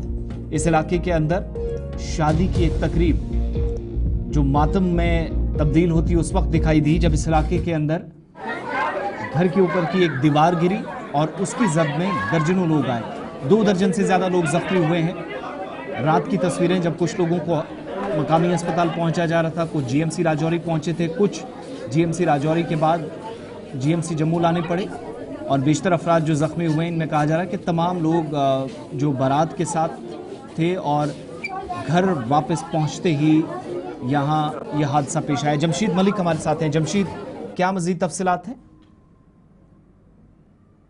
बिल्कुल, ये अफसोसनाक खबर अब सामने आ रही है कि कल जो देर रात को जो दीवार गिरने की जद में आने वाले अफराद में से जो 2 बच्चे जिनको जम्मू मेडिकल कॉलेज मुंतकिल किया गया, उनमें से एक बच्ची ने वहां दम तोड़ दिया और उसके बाद ये खबर भी निकल कर सामने आ रही है कि कुछ और मजीद लोगों को यहाँ से जम्मू मेडिकल कॉलेज के लिए रेफर किया है, जिसमें ये भी कहा जा रहा है कि दुल्हन भी उसमें शामिल है। क्योंकि ये मामला उस वक्त आया था जब एक घर के अंदर शादी का माहौल था और घर से रुखसत करना था एक बेटी को। उसी वक्त ये दीवार गिरी थी जिसके साथ में आने से 20 से 22 लोग जख्मी हुए थे। उनमें से 2 को देर रात को मेडिकल कॉलेज जम्मू मुंतकिल किया गया। कमरे की दीवार गिरी या मकान की दीवार गिरी है? अगर दीवार गिरी है तो इतने लोग जख्मी कैसे हुए? ये तो एक बड़ा सवाल है। और बिल्कुल ये ऐसे है कि इस घर के अंदर जब शादी की तकरीब थी, इसके दौरान एक शमियाना जैसा लगाया गया था और शमियाने की कुछ जो साइडें थी उनको इस दीवार के साथ बांधा गया था, तो जो घर की दीवारें थी उसके ऊपर। उसके बाद खिता के अंदर कल शाम को बारिश की काफी देखने को मिली और ये भी अभी तक कुछ लोगों का ये मानना था कि जब बारिश का सिलसिला शुरू हुआ तो पानी वो जो शमियाने थी उन पे जमा हुआ, जिसपे उस पे बोझ पड़ा और बोझ की वजह से वो दीवार नीचे आई और कई चीजें इस तरह की अभी निकल कर सामने। हालांकि ये क्लियर नहीं कह सकते कि यही एग्जैक्टली हुआ, मगर किसी की तरफ से ये भी कहा गया कि हो सकता है किसी ने दीवार को धक्का भी दिया हो, मगर ऐसी बातें जरूर निकल कर सामने आई। मगर अभी तक अच्छा जमशीद, ये भी बताइएगा, खबर ये है कि एक छोटी कमसिन बच्ची का आज सुबह इंतकाल हुआ है और वो कल इस सानिया में जख्मी हुई थी। बिल्कुल, और इस थाने में जख्मी होने वाले में 20 में से 2 मासूम बच्चियां भी थी, मासूम जिनको कल जम्मू मेडिकल कॉलेज रेफर किया गया था। और आज सुबह ये खबर निकल कर सामने आई, उसमें से एक बच्ची ने दम तोड़ दिया। क्योंकि इस थाने में सबसे ज्यादा लोगों को चोटें जो आई हैं और मैक्सिमम लोग ऐसे थे जिनके सरों पर चोटें आई थी, क्योंकि नीचे खड़े थे तो उस वक्त ऊपर से दीवार गिरी है, जिसके कारण तकरीबन लोगों को सरों में चोटें आई थी। और जिस रात देर रात को डॉक्टरों ने ये कहा था कि 2 की कंडीशन तशवीशनाक और 20 की हालत ठीक बेहतर है, मगर उनको भी लगातार मॉनिटर किया जाएगा क्योंकि सर के ऊपर चोटें आई हैं उसको देखते हुए। मगर जिस तरह ये अफसोसनाक खबर अब जरूर आई है कि इसमें एक बच्ची ने दम तोड़ दिया और दूसरी बच्ची भी इस वक्त मेडिकल कॉलेज है। उसके बाद ये खबर भी है कि कुछ मजीद लोगों को भी जम्मू मेडिकल कॉलेज रेफर किया गया। जी गौहर, बहुत शुक्रिया, तफसीलात फराहम कर रहे थे जमशीद मलिक। राजौरी के अंदर 22 से ज़्यादा लोग ज़ख्मी हुए हैं इस वाक़े में और एक बच्ची की मौत हो गई है और इस अफसोसनाक वाक़े की तहकीकात भी साथ साथ जो हमारी जानकारी है शुरू की गई है। लेकिन दीवार गिरने की तस्दीक मकामी लोगों की जानिब से भी की गई और रात देर गए तकरीबन 8:30 के आसपास ये मामला पेश आया और उसके बाद अब जाकर एक और बच्ची ने दम तोड़ दिया। जो 2 बच्चियां थी, एक बच्चा और एक बच्ची जीएमसी जम्मू शिफ्ट किए गए थे, उनमें से एक बच्ची ने दम तोड़ दिया है। वापस पहलगाम हमले के बाद पैदाशुदा सूरत हाल पर लौटते हैं और ताज़ा तरीन तफसीलात आपके सामने ये भी रखनी है कि पहलगाम हमले के बाद जम्मू कश्मीर में जहां पर दहशतगर्दों या फिर OGWs के खिलाफ एक क्रैकडाउन चल रहा है, कार्रवाइयां मुख्तलिफ हिस्सों के अंदर चल रही हैं, तो दूसरी जानिब हम ये भी देख रहे हैं कि अलग अलग मकामात पर मुलाकातों का एक सिलसिला खास तौर से दारुल हुकूमत दिल्ली के अंदर शुरू हुआ है और जिसमें वज़ीर आज़म, वज़ीर दाखिला, वज़ीर दिफा और फिजाइया, बहरिया या बर्री फौज के सरबराहान की मुलाकातों का सिलसिला भी वक्फे से जारी है। चलिए जनाब, मीटिंग की बात करते हैं तो ये खबर सामने आ रही है और अस्करी और दिफाई ज़राए इस बात की तस्दीक कर रहे हैं कि तीनों अफवाज की तरफ से वज़ीर आज़म को एक के बाद एक मीटिंग की गई है और इसके बाद जो इतलात और खबर सामने आ रही है कि तमाम तर तैयारियां मुकम्मल हो चुकी हैं। पहलगाम दहशतगर्दाना कार्रवाई को लेकर अब शिकंजा मजीद कसा जाएगा और तमाम तैयारियां मुकम्मल कर दी गई है। इंडियन एयरफोर्स, नेवी और एयर इंडिया ये जो मकामी अफवाज है CDS है उनकी तरफ से वजीर आजम के साथ अलग अलग मुलाकातें हुई हैं और रीडिप्लॉयमेंट और तमाम तैयारियों को हतमी शक्ल दे दी गई है। इंडियन एयरफोर्स के चीफ की तरफ से रात देर के वजीर आजम के साथ मुलाकात की है जिसमें एयरफोर्स की तैयारियां, उससे पहले नेवी के चीफ ने वजीर आजम के साथ बराह रास्त मुलाकात की और समंदरों के अंदर किस तरीके की सूरत हाल है उस पर तबादला ख्याल किया गया और फिर CDS और आर्मी चीफ की भी मीटिंग वजीर आजम के साथ हो चुकी है, जिसके बाद ये बताया जा रहा है कि तमाम तैयारियों को हतमी शक्ल देने के बाद फौज को इंतहाई हाई अलर्ट पर कर दिया गया है और यह साफ कर दिया गया है कि किसी भी वक्त अब उन तमाम लोगों पर शिकंजा कसा जाएगा और उन तमाम लोगों आकाओं के खिलाफ कार्रवाई होगी जिन्होंने पहलगाम के 22 सरन इलाके के अंदर 20 से ज्यादा नौजवानों को अब्दी नींद सुलाया था। दिल्ली से इस वक्त की अहम और बड़ी खबर जो जरा से हमारे पास आ चुकी है, लेकिन मामला जरा एक और अहम भी है। दिल्ली के अंदर जो चल रहा है वो मीटिंग चल रही है। जम्मू कश्मीर के अंदर सिक्योरिटी एजेंसियां काफी ज्यादा हाई अलर्ट पर है और 22 सरन के मामले पर कौमी तहकीकाती एजेंसी और जम्मू कश्मीर पुलिस यकजा तौर पर कार्रवाई भी कर रही है और मुश्तबे अफराद पर शिकंजा कसकर उनके खिलाफ कार्रवाइयों का सिलसिला और ज्यादा तेज कर दिया गया है। पहलगाम हमले के फौरन बाद दर्जनों लोगों पर पब्लिक सेफ्टी एक्ट का निफाज कर दिया गया है और अभी इतलात के मुताबिक तकरीबन 1000 से जायद लोग अभी भी मुख्तलिफ एजेंसियों के पास है, चाहे वो कौमी तहकीकाती एजेंसी हो या जम्मू कश्मीर पुलिस की एजेंसियां हो, जिनसे पूछताछ चलाई जा रही है। बड़े पैमाने पर ओवरग्राउंड वर्कर्स के ऊपर शिकंजा कसा जा रहा है, उनके घरों पर छापामार कार्रवाइयां हो रही हैं और ये छापामार कार्रवाइयां पिछले कई दिनों से लगातार जारी है, जिस दौरान कई अहम दस्तावेजात भी मिले हैं। कई मकामात से उन दस्तावेजात को भी जांचा जा रहा है। पुलिस राया ने इस बात की तस्दीक किया कि कोऑर्डिनेट सर्च ऑपरेशंस मुख्तलिफ इलाकों के अंदर चलाए जा रहे हैं। सूबा कश्मीर के अंदर एरिया डोमिनेशन और पेट्रोलिंग को भी बढ़ा दिया गया है। हसास मकामात पर चेकिंग पॉइंट्स को भी ज्यादा कर दिया गया और इंटरसेक्शन पॉइंट्स को भी बढ़ा दिया गया है ताकि किसी भी कीमत पर उन लोगों को ना बख्शा जाए जो बराह रास्त या बिलवास्ता 22 सरन मामले पर जुड़े हुए हैं। याद रखिएगा कि 25 के करीब, जिनमें एक मकामी नौजवान भी है, उन्होंने अपनी जान निछावर की थी 22 सरन के अंदर जब मुसल्लह दहशतगर्दों की तरफ से कार्रवाई की गई थी। उसके फौरन बाद पूरे सूबा कश्मीर के अंदर बड़े पैमाने पर कार्रवाई चल रही है। जनूबी कश्मीर से लेकर शुमाली कश्मीर तक इंतहा पसंदों के ठिकानों को खंगाला जा रहा है। OGW के वर्करों के घरों पर छापामारी हो रही है और दर्जनों लोगों पर अभी तक पब्लिक सेफ्टी एक्ट का इतलाक हो चुका है। यह कार्रवाई चल रही है सूबा कश्मीर के अंदर, जिसको लेकर थोड़ी देर पहले जो बयान मैंने सकीना यतू का आपको सुनाया वो उसी ज़िम्मन में आपके सामने आ चुका है। अब जरा बढ़ते हैं आगे, बात वजीर दिफा की भी आपके सामने फटाफट से रखते हैं, क्योंकि वजीर दिफा का यह मानना है कि दिफा करना, डिफेंस करना मुल्क का ये उनका काम है और अब यह काम तेजी के साथ आगे बढ़ेगा। और कल रात देर के उनका बयान आया, पहले वजीर आज़म साहब का बयान आया, फिर वजीर दाखिला साहब का बयान आया और पहलगाम 22 सरन के मामले पर वजीर दिफा ने भी दो टोक अल्फाज में अपनी बात सामने रख दी है। जो अस्करी महाज पर इस वक्त पुरतनाव सूरत हाल आप देख रहे हैं, इसकी तरफ इशारा भी कर दिया कि भारत की जानिब से मुअस्सर और जवाबी कार्रवाई की जाएगी उन तमाम लोगों के खिलाफ, एक तो जो पहलगाम हमले में मुलव्विस हैं, दूसरा जिन लोगों ने भी बैक एंड पे रहकर सपोर्ट किया, दहशतगर्द हो, उनके मुआवनीन हो, उन पर मरकजी हुकूमत कभी भी समझौता नहीं करेगी। दिल्ली के अंदर एक तकरीब से खिताब करते हुए मरकजी वज़ीर दिफा राजनाथ सिंह ने एक तो इस बात की तरफ इशारा किया कि कार्रवाई जहां भी करनी पड़ी वो की जाएगी और ये भी खुले दिल से कहा कि जो आवाम चाहती है मरकज की मोदी की क़यादत वाली हुकूमत करके दिखाएगी, माजी में भी किया है, इस बार भी होगा और बेफिटिंग रिप्लाई, एक मौसर जवाबी कार्रवाई उन लोगों के खिलाफ होगा जिन्होंने निहत्ते शहरियों का कत्ल किया है।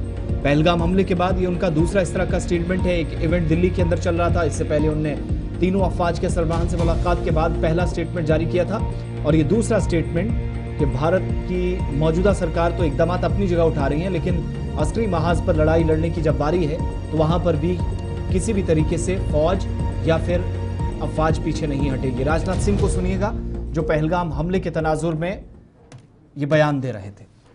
एक रक्षा मंत्री के रूप में भी मैं कुछ बातें आपसे साझा करना चाहूंगा। किसी भी राष्ट्र का अपना एक भौतिक स्वरूप होता है, भौतिक स्वरूप के अंतर्गत किसी राष्ट्र की भूमि होती है, उसकी सीमाएं होती हैं, उसमें रहने वाले लोग आते हैं, तो वहीं दूसरी तरफ राष्ट्र का एक अपना आत्मिक स्वरूप भी होता है, जिसके अंतर्गत राष्ट्र की संस्कृति, उसके विचार और उसके मूल्य आते हैं। एक राष्ट्र के रूप में भारत के भौतिक स्वरूप की सुरक्षा हमारे वीर सैनिकों ने हमेशा की है। तो वहीं पर दूसरी तरफ भारत के आध्यात्मिक स्वरूप की रक्षा हमारे ऋषियों और मनीषियों ने की है। जहां एक तरफ हमारे सैनिक रणभूमि में लड़ते हैं, तो वहीं दूसरी तरफ हमारे संत जीवन भूमि में लड़ते हैं। सेना के साथ मिलकर देश के ऊपर आंख उठाने वालों को मुंहतोड़ जवाब दूं।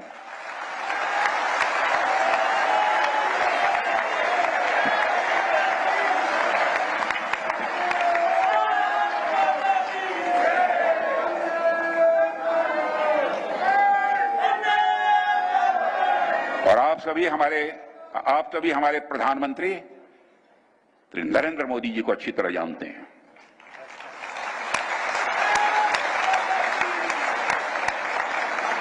उनकी कार्यशैली से भी अच्छी तरह परिचित हैं, उनकी दृढ़ता से भी अच्छी तरह परिचित हैं।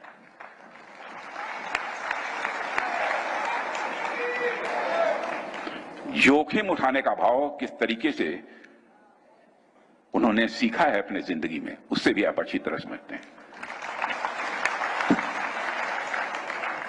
मैं आपको आश्वस्त करना चाहता हूं, प्रधानमंत्री मोदी जी के नेतृत्व में जैसा आप चाहते हैं वैसा होकर रहे हैं। मरकजी वज़ीर दिफा राजनाथ सिंह बात कर रहे थे और एक तकरीब से खिताब हो रहा था जब ये स्टेटमेंट दिया गया। लेकिन भारत पाकिस्तान के इस तनाव के बीच United Nation Security Council UNSC का अहम तरीन इजलास भी आज मुनक्किद हो रहा है और मौजूदा सूरत हाल को डिस्कस किया जाएगा। अभी तक की तफसीलात के मुताबिक तनाव को कम करने के लिए आलमी बरादरी इस वक्त क्या कर सकती है, तफसीली तबादला ख्याल होगा। लेकिन ये दूसरा मौका होगा जब अक़वाम मुत्तहिदा में भारत पाकिस्तान भी आमने सामने आ सकते हैं और जो मंदूबीन हैं उनमें टकराव की भी सूरत हाल बन रही है। पिछली बार पाकिस्तान ने हमले से इनकार किया तो जवाब भारत की तरफ से दिया गया, भारतीय मंदूब की तरफ से। आज यूनाइटेड नेशन सिक्योरिटी काउंसिल में बंद कमरे में ये पहला इजलास होगा पहलगाम के बाद होने वाली सारी सूरत हाल पर। अब तक जो इजलास होते रहे उनमें प्रायोरिटी थी सबसे ऊपर या सर फहरिस्त अगर कोई मामला रहता था तो गजा और यूक्रेन या रूस की बात होती थी। लेकिन आज खबर यह है कि सबसे ज्यादा अगर किसी मामले को डिस्कस किया जाएगा तो आलमी सतह पर सबसे ज्यादा पढ़ी और देखी जाने वाली खबरें और भारत और पाकिस्तान जो इस वक्त सुर्खियों में है इनके दरमियान बढ़ते तनाव पर बात। पाकिस्तान की दरख्वास्त पर आज बाज़ाब्ता तौर पर इस इजलास को तलब किया गया और यूनाइटेड नेशन सिक्योरिटी काउंसिल का इजलास आज अहम तरीन होने जा रहा है, क्योंकि भारत और पाकिस्तान दोनों जौहरी मुल्क है, आमने सामने हैं। और दरख्वास्त पाकिस्तान की तरफ से दी गई थी जिसमें यह कहा गया था कि जनाब सूरत हाल को देखा जाए और जो सूरत हाल उभर कर सामने आ रही है इस पर अक़वाम मुत्तहिदा अपना किरदार भी निभाए। पाकिस्तान फिलवक्त नॉन परमानेंट मेंबर्स के साथ है और 15 नेशंस की सिक्योरिटी काउंसिल का अहम तरीन इजलास आज होने जा रहा है। ग्रीक के जो नुमाइंदे हैं जो वहां पर मुबस्सिर है उनकी सरबराही में इस इजलास को बंद कमरे में बुलाया गया है ताकि हालात को देखा जाए। लेकिन याद रखिएगा चीन, फ्रांस, रूस, यूके, अमेरिका समेत 10 और मुल्क है जिनमें अल्जीरिया है, डेनमार्क है, ग्रीस है, गयाना है, पाकिस्तान है, साउथ कोरिया है और दीगर मुल्क है जिन्हें इस कमरे में आने दिया जाएगा, जो बाद में अपनी बात जो है वो कह सकते हैं। भारत और पाकिस्तान आमने सामने हैं और आज सिक्योरिटी काउंसिल का अहम तरीन इजलास है और ये इजलास तब बुलाया जा रहा है जब लगातार यूएन सिक्योरिटी काउंसिल की तरफ से कहा गया था कि अगर दोनों मुल्कों में से कोई दरख्वास्त करता है तब जाकर इस पर सोचा जाएगा। पाकिस्तान ने बाज़ाब्ता तौर पर दरख्वास्त दी और आज ये मामला अब सलामती काउंसिल के अंदर भी देखा जाएगा। याद रखिएगा उससे पहले डॉक्टर जयशंकर ने अपनी सफारती महाज को मजीद सख्त कर दिया था। कई अहम हम मनसूबों के साथ गुफ्तगू हुई थी और उन्हें तमाम मामला से रूबरू भी करवाया गया था जिनमें रूस भी है, जिनमें अमेरिका भी है और दीगर फॉरेन ऑफिसेज भी है जिनके साथ लगातार भारत सरकार राब्ते में है। और आज देखना होगा कि अक़वाम मुत्तहिदा के अंदर क्या कुछ देखने को मिल सकता है। बड़ी खबर कि आज बड़ा अहम तरीन इजलास जो है वो होने जा रहा है अक़वाम मुत्तहिदा के अंदर। ये थी बात जनाब अक़वाम मुत्तहिदा की। लेकिन जरा बात अदालत की भी आपको सुनाते हैं फटाफट से, क्योंकि जब सलामती सूरत हाल का मामला हो, सामने अमरनाथ यात्रा भी हो, और सयाहों की वादी का अभी दूर दूर तक कोई अंदाजा भी ना हो, सरहदें आग उगल रही हो, तो इस बीच अंदरूनी सलामती पर अहम तरीन बात होनी चाहिए। इसका मुतालबा उस दरख्वास्त के अंदर किया गया जो दरख्वास्त आज सुप्रीम कोर्ट के अंदर जेर समाअत होगी, जिसमें कहा गया कि इंटरनल सिक्योरिटी पर दोनों रियासत और मरकज को हुक्मनामा जारी किया जाए। पहलगाम हमले के तनाजुर में ये समाअत होगी। हालांकि इससे पहले एक जो दरख्वास्त थी उसको मुस्तरद ये कहकर किया गया था, क्योंकि उसमें जुडिशियल इंक्वायरी की मांग की गई थी, तो अदालत ने उसी वक्त उसको मुस्तरद कर दिया था। लेकिन यहाँ पर मसला जरा दूसरा है कि मजीद जो लोग वादी कश्मीर जाएंगे, जम्मू कश्मीर जिन्होंने आना है, सयाहत की गर्ज से लाखों लोगों की तादाद है, फिर अमरनाथ यात्रा भी है। शहरियों के तहफ़्फ़ुज़ को यकीनी कैसे बनाया जाए, हुकूमत पर इस बात पर दबाव बनाया जाए या जोर डाला जाए कि मुख्तलिफ हिस्सों के अंदर सयाह जाते हैं, दूर दराज इलाकों में जाते हैं, और ख़ास तौर से इस समर सीज़न के दौरान, ये जो अगला आप सीज़न देखेंगे जहाँ गर्मियों में सरमा के मुकाबले ज़्यादा तादाद सयाहों की होगी, तो उन तमाम मकामात पर कई ऐसे एरियाज़ हैं जिनकी निशानदेही कई बार नहीं हो सकती, तो उस जानिब भी तवज्जो मफाद आमा की इस अर्जी में दिलाई गई है कि हुकूमत से पूछा जाए, और हुकूमत के पास क्या वाज़ेह हिकमत अमली ऐसी है कि दूर दराज इलाकों में जहाँ नुकसान से बचा जा सके, सयाह एक अच्छे माहौल में आज़ादी के साथ घूम सकें। और ये भी सवाल पूछे जा रहे थे, क्योंकि कुछ लोग सिक्योरिटी लैब्स, कुछ अपने अपने अंदाज में इस पर बात कर रहे थे। कुछ लोग कह रहे थे जब हमला हुआ तब सिक्योरिटी नहीं थी। बहरहाल वो तो तहकीकात का मामला है, वो पुलिस, NIA और बाकी इदारों को देखना है, एजेंसीज़ को देखना है। लेकिन मज़ीद लोग जो इस वक्त वादी कश्मीर में हैं या और भी लोग आएंगे, नई बुकिंग्स होंगी इस साल, इस तरह के अफसोसनाक और नाखुशगवार वाक़यात से बचा जाए, इस पर इक़दामात क्या उठाए जाएं, इस पर हुकूमत से भी जवाब तलब किया जा सकता है। लेकिन पहलगाम इंसिडेंट के बाद हुकूमत कर क्या रही है, इस पर भी जवाब हो सकता है कि इसी के दौरान आए। सयाहों का तहफ़्फ़ुज़, फिर यात्री जाएंगे, उस हवाले से बात होगी। जस्टिस सूर्यकांत, जिनकी बेंच इस मामले पर समाअत करेगी, और जस्टिस NK सिंह भी उनकी इस बेंच का हिस्सा हैं।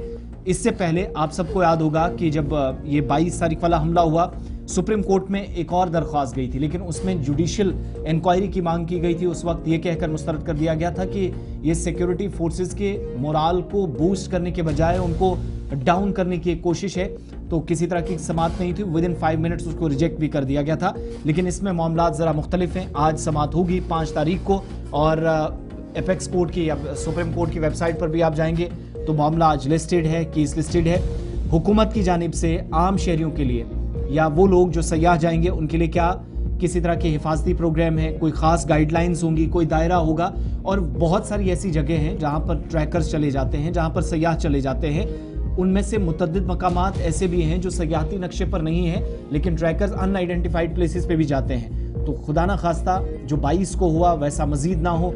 हुकूमत के पास प्लान्स क्या है, इस पर सवाल भी इस PIL के जरिए पूछा। चलिए, आज अदालत पर नजर रहेगी। एक और केस भी है अदालत में, वो थोड़ी देर में आपको बताएंगे। फिलहाल इस मामले पर आज अदालत पर सबकी नजर रहेगी, जहां पर जस्टिस सूर्यकांत और जस्टिस NK सिंह साहब इस पिटीशन पर समाअत करने जा रहे हैं। आगे बढ़ते हैं, जरा बात सफारतकारी की भी करते हैं। और आपको याद होगा कि ईरान भारत पाक तनाज़े के बीच में बयान दे चुका है, और दोनों मुल्कों के नज़दीक ईरान है, और वो चाहता है कि किसी भी कीमत पर तसादुम ना हो, अमन और डिप्लोमेसी के जरिए से ही, मुज़ाकरात के जरिए से ही मसले का हल निकाला जाए, और बाइसरन के मामले पर कोई बीच का रास्ता लेकर आगे बढ़ा जाए। और यही वजह है कि आज से बाज़ाब्ता तौर पर दौरों का आगाज हो चुका है। ईरान के वज़ीर ख़ारजा आज पाकिस्तान के दौरे पर जा रहे हैं, और 1 दिन का दौरा उनका वहां पर रहेगा, जिस दौरान वो अपने हम मनसब से मुलाकात करेंगे, सूरत हाल की जांच करेंगे, और हालात को देखने के बाद वो वापस पाकिस्तान से ईरान रवाना होंगे। पाकिस्तान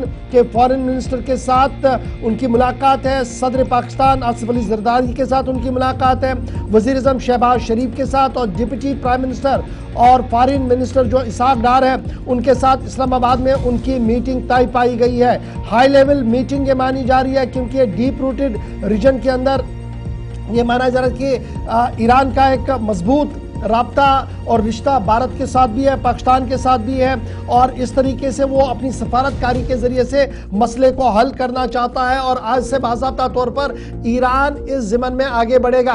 और इत्तलात और ख़बर यह है कि आज शाम को जब टूर कंक्लूड होगा वो वापस ईरान रवाना होंगे। 7 और 8 तारीख को ईरानी वज़ीर ख़ारजा भारत के अंदर मौजूद रहेंगे, और ईरानी वज़ीर ख़ारजा जब 7 और 8 2 दिन यहाँ पर रहेंगे तो इत्तलात और ख़बर यह है कि जॉइंट कमीशन की मीटिंग होगी वजारत दाखिला के अंदर, वजारत खारजा के अंदर, जहां पर वजीर खारजा मौजूद रहेंगे। तिजारत, छाबहार पोस्ट और अमेरिका की सैंक्शंस के हवाले से गुफ्तगू हो सकती है। फॉरेन मिनिस्टर अब्बास जो है वो आज पाकिस्तान के दौरे पर है और कल 7 और 8 तारीख को वो यहाँ पर मौजूद रहेंगे, जहाँ पर वो तमाम हालात वाक़ात का जायजा भी लेंगे। और उसके बाद जो वो लगातार कह रहे हैं कि वो एक सालिस के तौर पर, किरदार अमन एलची के तौर पर काम करेंगे। देखना होगा कि वो कितने कामयाब होंगे। लेकिन आज से ईरान का मिशन भारत पाकिस्तान शुरू हो चुका है। भारत पाकिस्तान के हवाले से बात हो रही है तो आपको उस एडवाइजरी की तरफ भी ले चलते हैं। इससे पहले न्यूज़ चैनल्स क्या चलाएंगे, खासतौर से सिक्योरिटी के पर्सपेक्टिव से कुछ हसास मालूमात स्क्रीन पर ना दिखाई जाए, जो एक एडवाइजरी तमाम चैनल्स के लिए थी। लेकिन अब मजीद उन चैनल्स को भी मुतनब्बे किया गया है। एडवाइजरी जारी हुई है कि पाकिस्तानी पैनलिस्ट को अपने प्रोग्रामों में, तज्जियों और तबसरों में बिल्कुल भी शामिल ना करें, उन्हें दूर रखें। और ये ताज़ा एडवाइजरी जो आई है वो news broadcasters and digital association NBDA की तरफ से आई है। तमाम जो इसके मेंबर्स हैं उनको कहा गया है, बेशतर जो न्यूज़ चैनल्स जो इसके साथ मुंसलिक हैं, और इस सिलसिले में एडवाइजरी भी आपके सामने रखेंगे। जो एडवाइजरी जारी हुई है, भारत पाकिस्तान के तनाव के दरमियान मुख्तलिफ टीवी चैनल्स पर डिबेट्स, डिस्कशंस या बहस मुबाहिसों में हमने देखा कि एक सिलसिला चल पड़ा। कई मारूफ टीवी एंकर्स या न्यूज़ चैनल्स की जानिब से पाकिस्तानी पत्रकारों को या पाकिस्तान के चैनल्स को, एक्सपर्ट्स को, PMLN के जिम्मेदारान, PTI के जिम्मेदारान, पाकिस्तान के सहाफ़ी, जिनमें से कुछ लोग ISPR के करीब हैं, कुछ लोग जो पाकिस्तान के खिलाफ भी नज़रियात रखते हैं, और कुछ जो पाकिस्तान से बाहर बैठे, तमाम लोगों को अपने चैनल्स पर आने की इजाज़त बहुत सारे लोगों ने दी। लेकिन ऐसा नामुनासिब तज्जिया हुआ, ऐसा तबसरा किया गया जो सिक्योरिटी के पर्सपेक्टिव से बिल्कुल भी ठीक नहीं था। एंटी इंडिया एक कैंपेन कई लोगों की तरफ से चलाई गई और उसके बाद बैक टू बैक कई कट्स ट्विटर पर, फेसबुक पर, इंस्टाग्राम पर या फिर बाकी वेबसाइट्स पर शेयर किए गए, जहां भारत की मुखालफत या सलामती सूरत हाल पर तज्जिया और तबसरा करते हुए बेइज्जत करने की भी कोशिश हुई। इन सब के दरमियान पहलगाम हमले के बाद इस तनाजुर में जो भी डिबेट्स होंगी, किसी तरह की डिबेट में, डिस्कशन में, इस नई एडवाइजरी के मुताबिक पाकिस्तानी पैनलिस्ट को ऑन एयर न किया जाए। तमाम टीवी चैनल्स को, चाहे छोटे चैनल्स हों, बड़े चैनल्स हों, एक बड़ी न्यूज़ बॉडी जिसको आप ब्रॉडकास्टर एंड डिजिटल एसोसिएशन या NBDA के नाम से जानते हैं, टेलीविज़न डिबेट से पाकिस्तानी मेहमानों को दूर रखने के लिए कहा गया है। ख़ास तौर से पाकिस्तान से कोई समाजी कारकुन हो, किसी पार्टी का कोई रुकन हो, कोई भी शख्स इसके सिलसिले में ये चलिए NBDA की एडवाइजरी तो आपके सामने है। ये सेल्फ रेगुलेटरी अथॉरिटी है जी, तमाम टीवी चैनल्स के लिए ज़रूरी भी है, क्योंकि जिस तरीके की सूरत हाल बन रही थी उसमें जो तज्जिया तबसरा हो रहा था वो शायद नामुनासिब था। बढ़ते हैं जी आगे, बात भारत की करते हैं। भारत ने एक बार फिर अपने सफारती महाज को तेज कर दिया है और पाकिस्तान को मिलने वाली मुरादों पर रोक लगे, इस ज़िमन में सफारती महाज को और ज्यादा सख्त करते हुए ये इकदाम उठाए हैं कि मालियाती इदारे पाकिस्तान को पैसा फराहम ना करें। यानी फाइनेंशियल स्ट्राइक की तैयारियां भारत की तरफ से मुकम्मल कर दी गई हैं और ग्लोबल फंडिंग जो पाकिस्तान को मिलती है, आलमी फंडिंग जो पाकिस्तान को मिलती है, उसमें रुकावटें पड़े, वो ना आ पाए, इस ज़िमन में दोस्त मुल्कों और सफारतकारी के जरिए से इक़दाम तेज किए गए हैं। और इस ज़िमन में यह साफ किया गया कि जो पैसा आम लोगों और गरीबों के लिए पाकिस्तान को दिया जाता है वो इंतहा पसंदी और दहशतगर्दाना कार्रवाइयों के लिए इस्तेमाल होता है। इस वजह से इस पैसे को रोक दिया जाए। भारत की तरफ से मेजर जो बड़े पार्टनर्स हैं पूरी दुनिया के अंदर, मल्टीनेशनल फंडिंग एजेंसियां हैं, उनको खत किताबत भी लिखी है और इस ज़िमन में उन्हें ये बात से भी आगाह करवाया गया है। यह बात काबिल जिक्र है कि जब आप ग्लोबल इंडेक्स को देखेंगे तो इंटरनेशनल मॉनेटरी फंड IMF का एक बड़ा रोल पाकिस्तान के अंदर है। उसके बाद वर्ल्ड बैंक का एक दूसरा नंबर है, एशियन डेवलपमेंट बैंक ADB का तीसरा रोल है, जो सबसे ज्यादा फाइनेंशियल एड पाकिस्तान के लिए देते हैं। और भारत सरकार की तरफ से यह साफ कर दिया गया है कि इन तमाम इदारों के साथ राब्ते किए गए हैं और उन्हें यह बताया गया कि आप जो पैसा देते हैं वो पैसा किस तरीके से दुनिया भर के अमन को खत्म करने के लिए इस्तेमाल किया जाता है। फिलवक्त एशियन डेवलपमेंट बैंक तकरीबन 40.4 बिलियन डॉलर पाकिस्तान को देता है, तकरीबन पब्लिक सेक्टर लोन्स दिए हैं और मुख्तलिफ इंफ्रास्ट्रक्चर, एनर्जी और सोशल वेलफेयर प्रोजेक्ट्स के लिए। इसी तरीके से वर्ल्ड बैंक ने जो लोन दिया वो तकरीबन 50 बिलियन के आसपास है, उस पर तकरीबन 360 से ज़्यादा प्रोजेक्ट्स हैं। 20 मिलियन एग्रीमेंट हुआ साइन जनवरी 2025 में पाकिस्तान को करंटली, जिनमें 7 मिलियन IMF की तरफ से बेल आउट भी दिया गया था। और इस तरीके से अगर यहाँ पर एक तो पानी वाला एक तरफ से स्ट्राइक हुआ, दूसरी तरफ से डिजिटल स्ट्राइक हुआ, तीसरी तरफ से अगर फाइनेंशियल स्ट्राइक भी पाकिस्तान पर होता है तो पाकिस्तान के लिए मजीद मुश्किलें बढ़ सकती है। और यही वजह है पाकिस्तान अपने हम ख्याल दोस्तों के साथ या अपने दोस्त मुल्कों के साथ राब्ते में है ताकि ना वो FATF की ग्रे लिस्ट में आ सके और ना ही आलमी इदारे उनकी जो फंडिंग, लिबरल फंडिंग बहुत बार पाकिस्तान को मिलती है, उस पर कोई असर पड़ सके। कोशिशें पाकिस्तान की तरफ से भी है, लेकिन भारत ने अपनी तैयारियां मजीद सख्त कर ली है। चलिए आगे बढ़ते हैं और इस बीच कुछ ही मिनट्स हमारे पास हैं। खबर जरा सरहदी जिला पुंछ से भी, चूंकि सिक्योरिटी फोर्सेस के मुतअद्दिद मकामात पर कार्रवाइयां हो रही हैं और बड़ी खबर इस वक्त पुंछ से है कि एक मुश्तरका ऑपरेशन चला है, कार्रवाई हुई है। जिले के दूर दराज इलाके के अंदर सुरनकोट तहसील का सुरंथल ढूक है, मरहोट के अंदर जो हाड़ीगुड्डा के पास आता है, इस इलाके से असलहा और गोला बारूद बरामद हुआ है। पता चला कि यहाँ पर एक कमीनगाती, एक हाइड आउट है जिसको खोजने की तस्दीक की गई पुलिस की जानिब से। और जो चीज़ें बरामद हुई हैं, एक तस्वीर आपके सामने इसके जरिए भी तस्दीक की गई है। अभी तक की जानकारी के मुताबिक 2 IEDs और इसके अलावा स्टील के 2 बकेट बड़े साइज वाली और 6 पैरा व SOG की जानिब से की जाने वाली इस कार्रवाई में 2 IEDs भी मौके से बरामद हुई है। टिफिन IED ब्लास्ट करने के लिए सिक्योरिटी एजेंसीज के इस दावे के मुताबिक 3 स्टील, उनको भी मौके पर तबाह किया गया बगैर किसी नुकसान के। 5 पैकेट्स जिनमें यूरिया ब्लैक एंड वाइट जो ब्राउन टेप से कवर किया गया था, इसको भी ये भी हाइड आउट से मिला है। और कहा गया कि 5 लीटर का एक गैस सिलेंडर मिला, binocular black colour 1, wireless set black colour 2, pouch 2 जो खाली मिले हैं। इसके अलावा एक टोपी मिली है जहां पर एक ऑपरेशन चला है और ट्राउजर्स 3 यानी कपड़े भी जगह से बरामद हुए हैं। प्लेट स्टील एक भी मिली है। ऑपरेशन तकरीबन 8 बजे के आसपास कवर कर दिया गया है।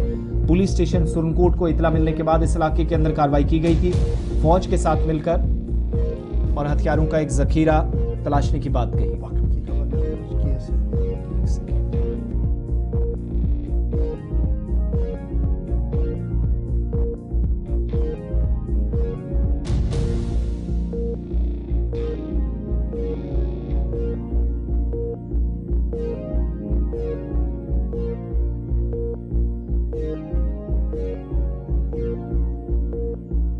को बता दूं।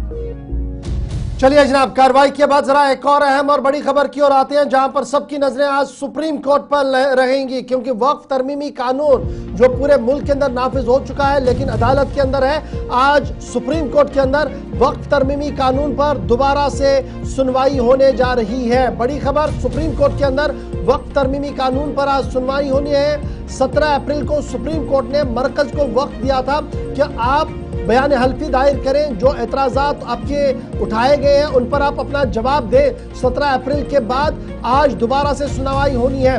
मरकज की तरफ से, मरकजी वजारत की तरफ से बाज़ाब्ता तौर पर 1332 सफ़ात पर मुश्तमिल प्राइमरी एफिडेविट यानी जो पहले एफिडेविट दाखिल कर दिया गया है सुप्रीम कोर्ट के अंदर, 1332 सफ़ात पर मुश्तमिल एतराज़ जो उठाए गए थे उनका जवाब दिया गया है। 1332 सफ़ात पर मुश्तमिल ये एतराज़ उनका जवाब है जो सुप्रीम कोर्ट के अंदर दाखिल कर दिया गया है। सेंटर की तरफ से, मरकज की तरफ से लगातार सुप्रीम कोर्ट को यह इसरार किया जा रहा है कि जनाब गुमराह कुन पेटिशंस हैं, इन्हें खारिज कर दिया जाए, मुल्क के अंदर नए कानून के निफाज में कोई रुकावट पैदा ना की जाए। तो बड़ी खबर कि आज बाज़ाब्ता तौर पर सुप्रीम कोर्ट के अंदर वक्फ कानून को लेकर सुनवाई होनी है।